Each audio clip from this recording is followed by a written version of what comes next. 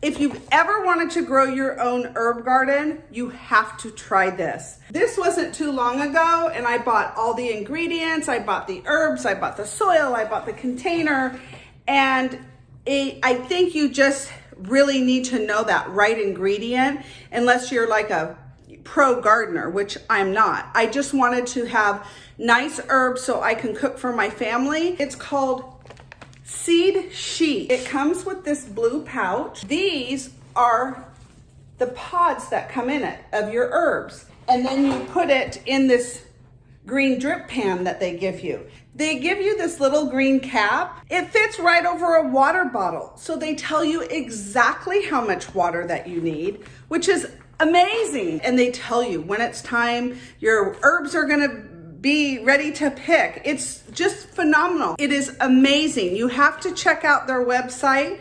It's fabulous, and I hope you love it as much as I do.